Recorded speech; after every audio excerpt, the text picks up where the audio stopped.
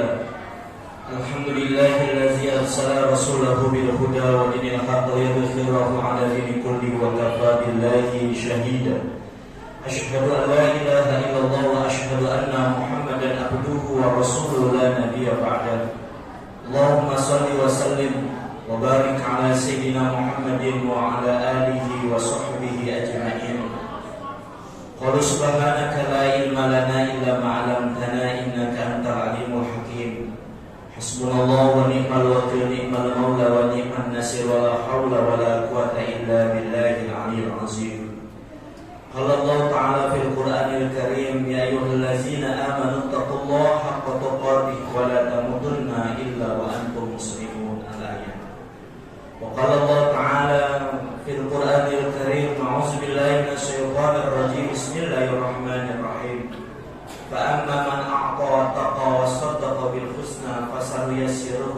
لليسرى وأما من بخل واستغنى فسنيسره للعسرى. Al-ayat jamaah sidang sholat Jumat yang dirahmati, diberkahi dan dimuliakan oleh Allah Subhanahu wa taala. Alhamdulillah wa syukurillah, tentu kita bersyukur kepada Allah Azza wa Jalla yang mana Allah telah karuniakan dua kenikmatan kita pada hari ini. Kenikmatan jasmani, kita diberikan kesehatan, diberikan kekuatan untuk bisa melangkahkan kaki kita datang ke tempat yang mulia ini. Kita melaksanakan ibadah sholat Jumat. Yang kedua, kita diberikan kemudahan oleh Allah, diberikan kelapangan hati kita dan diberikan kemudahan dalam pikiran kita, sehingga kita bisa melaksanakan ibadah sholat Jumat berjamaah. Mudah-mudahan sholat kita insyaallah diterima oleh Allah Subhanahu wa taala. Amin. Salawat dan salam semoga tercurahkan kepada Habibana wa Nabiyuna Sayyidul Wujud Habibul Mahbub Nabiyuna Muhammad sallallahu alaihi wasallam. Tidak henti-hentinya satu nasihat yang mulia diberikan oleh sang khatib untuk agar kita semua kembali kepada Allah, untuk bertakwa kepadanya, melaksanakan perintahnya dan menjauhkan larangannya, sehingga kita termasuk umat Rasulullah yang nanti akan diselamatkan oleh Allah Subhanahu wa taala. Amin ya rabbal alamin. Kita sudah memasuki kondisi yang sedikit kondusif dan kita termasuk orang-orang yang diberikan umur yang panjang oleh Allah Subhanahu wa taala.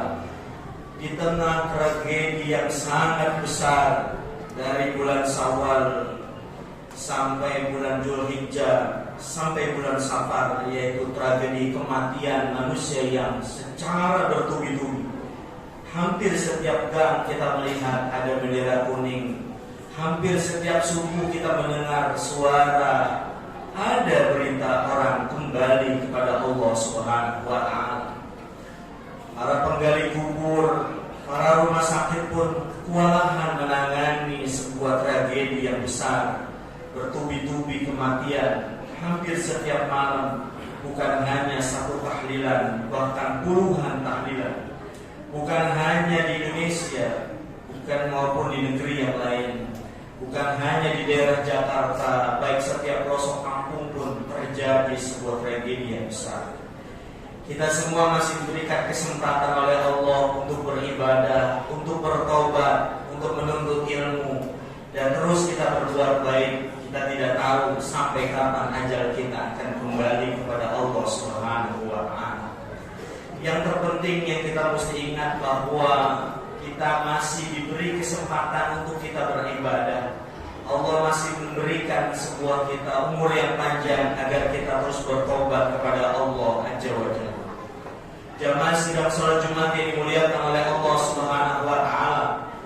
Maka di masa pemulihan kita ini, baik ekonomi, kondisi keluarga, kondisi keadaan kita, Allah Subhanahu wa taala menawarkan di dalam surat Al-Lail, surat yang ke-5 sampai ke-16.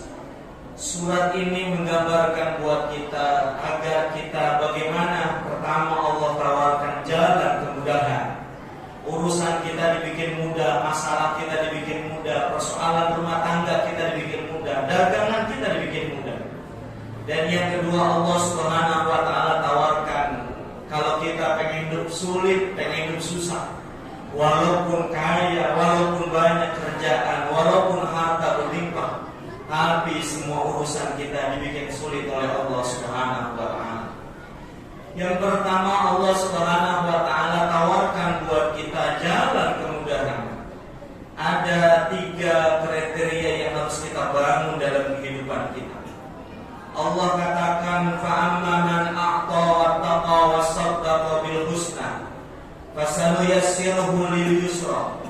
Yang pertama kata Allah, wa'amma man a'ta, barang siapa orang mau memberi, mau berbuat kebaikan, bukan hanya harta, tapi dia bisa berbuat kebaikan dengan tetangga, membantu saudaranya, ringan tangannya, hadir di majlis taklim, ikut sholat berjamaah. Dia benar-benar membangun akto, membangun kebaikan. Apa yang dia bisa perbuat dalam kehidupannya? Syarat yang kedua adalah wattaqwa, dia membangun ketakwaan kepada Allah. Bukan hanya hartanya yang keluar, bukan hanya tenaganya yang keluar, bukan hanya pemikirannya yang keluar, tapi dia takwa kepada Allah, menjalankan perintah Allah, mendekatkan diri kepada Allah, berzikir di malam hari kepada Allah. Dia terus membangun kebaikan, membangun kedekatan diri kepada Allah Azza wa Jalla, sehingga dia menjadi kriteria daripada orang-orang yang bertakwa. Lalu yang ketiga, wasaddaqa bil husna, mesti yakin apa yang dia perbuat. Kita datang ke masjid, sholat berjamaah, harus yakin dengan kebaikan yang kita lakukan. Kita berbuat kebaikan, mesti yakin apa yang kita perbuat. Paling minimal kecil kita berbuat kebaikan kepada orang, mendoakan saudara kita, tidak melakukan hal yang merugikan orang lain. Seperti hakikat orang mengaji, bahwa mengaji adalah pada akhirnya membuat bahagia saudara-saudara kita, bukan ngaji membuat orang kita sakiti. Sehingga kita ngaji mendapat sebuah nilai yang besar, anfa'uhum linnas, bermanfaat buat orang lain, bermanfaat buat istri kita, bermanfaat buat anak kita. Sehingga kita jangan sampai kita ibadah, kita sudah mengaji dan mengerti agama, dicap oleh orang bahwa hanya belaka saja apa yang kita dapat. Allah katakan, fayunassiruhu lil yusra, maka semua urusan kita akan diberikan kemudahan oleh Allah Subhanahu wa Ta'ala. Tapi dengan syarat kita aqta wattaqa wasaddaqa bil husna. Begitu banyak orang yang berbuat kebaikan tapi tidak yakin dengan kebaikan. Ketika dia susah, dia berkata, mana kebaikan saya? Bahwa sesungguhnya kebaikan itu yang menikmati adalah ruh kita, bukan jasadiah kita. Yang kedua, ada jalan kesukaran yang banyak orang diambil ketimbang jalan kebaikan. Siapa kata Allah Subhanahu wa Ta'ala, wa amma man baghila. Yang pertama adalah orang yang bakhil, tidak mau berbuat, tidak mau melaksanakan kebaikan, tidak mau mengeluarkan hartanya, tidak mau membantu saudaranya, tidak mau mendoakan orang lain. Ada seorang wali Allah yang dia menjadi seorang wali karena kerjaannya setiap malam mendoakan saudaranya, mendoakan tetangganya, mendoakan orang yang sakit, mendoakan orang yang sedang sedih, mendoakan orang yang sedang mereka kelaparan. Selalu dia berbuat dengan kebaikannya, dan dia selalu berbuat itu. Dia menjadi seorang wali Allah. Seperti cerita daripada Uwais Al-Qarni yang selalu mendoakan saudaranya. Dia tidak bisa berbuat dengan hartanya karena beliau salah satu wali Allah yang miskin. Beliau selalu berbuat kebaikan, beliau tanamkan kebaikan, sehingga beliau menjadi seorang wali Allah. Yang kedua, sesudah mereka adalah menjadi orang-orang yang bakhil, wastaghna, dan dibarengi merasa cukup. Buat apa saya bantu orang itu? Saya udah cukup. Buat apa saya mengeluarkan harta? Saya udah cukup. Buat apa saya mendoakan orang lain? Wastaghna, dirinya udah merasa cukup. Orang yang sudah dirinya merasa cukup, merasa hebat dengan kebaikannya, merasa hebat dengan turunannya, merasa hebat dengan pangkat dan jabatannya sehingga dia tidak bisa berbuat untuk orang lain. Allah jamin dalam kehidupannya wa kazzaba bil husna, dan dia nggak percaya dengan kebaikan, bahwa kebaikan itu ada Allah yang akan membalas, ada Allah yang akan nanti membuat kebaikan. Kita berbuat baik kepada si fulan, tidak perlu si fulan harus membalas kita, sehingga kita tidak pernah terucap air susu dibalas dengan air tuba. Sering kalimat itu kita ucapkan, kita berbuat baik dengan saudara kita, tapi kita kepengen kebaikan itu dibalas oleh saudara kita. Itu jauh kebaikan itu akan terbalas. Tapi kita melakukan kebaikan, ada Allah Azza wa Jalla yang akan mendatangi sebuah kebaikan itu. Ada peristiwa unik di dalam satu kitab. Ada orang yang mencoba berbuat kazib, berbuat kebohongan. Satu malam dia pukul kentongan, dikabarkan kepada orang-orang kampung bahwa ada serigala, ada serigala, ada serigala. Akhirnya semua orang kampung itu keluar semuanya. Tapi ternyata tidak ada serigala. Akhirnya orang kampung itu masuk lagi ke dalam rumah. Di malam yang kedua dia pukul lagi kentongan, ada serigala, ada serigala.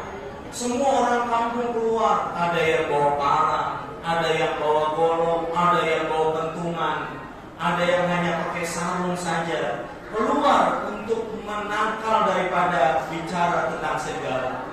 Pada akhirnya di malam yang ketiga dia berbuat kebohongan lagi, berbuat kazib, sehingga dia teriak ada serigala. Tidak ada satupun orang kampung itu keluar. Tapi nyatanya Allah kabarkan bahwa kebohongannya berubah menjadi serigala.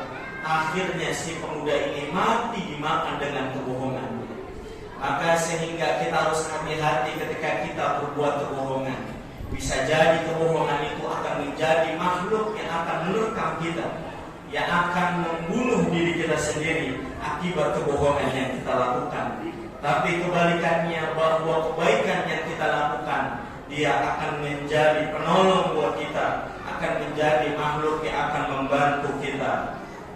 Fasanu yassiruhu lil yusra. Maka orang-orang seperti ini sudah bazir, wastaghna, merasa cukup dan bakhil, maka semua urusannya dibikin sulit oleh Allah.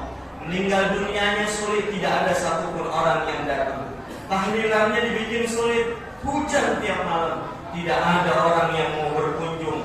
Tatkala digali kuburannya pun terasa sulit, terganjal, menjadi susah, menjadi kebingungan. Maka semua urusannya menjadi sebuah kesulitan. Sehingga ayat ini di akhirnya Allah Subhanahu wa taala katakan, wa ma yughni anhu maluhu iza taradda, bahwa sesungguhnya harta yang kita miliki sesudah nanti kita kembali kepada Allah, harta itu tidak bisa menolong kita.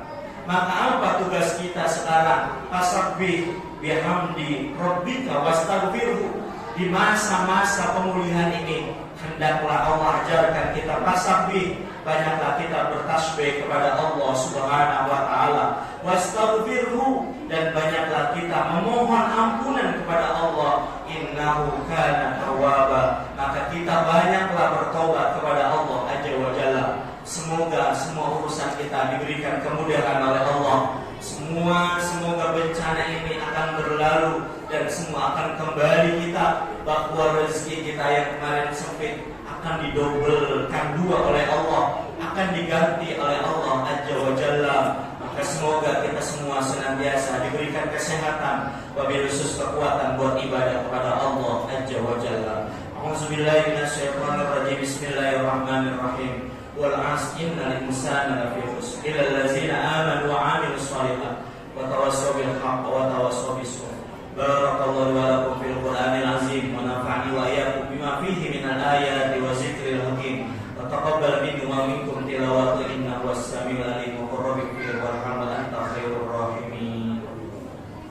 Allahumma shalli ala sayyidina Muhammadin wa ala ali sayyidina Muhammad.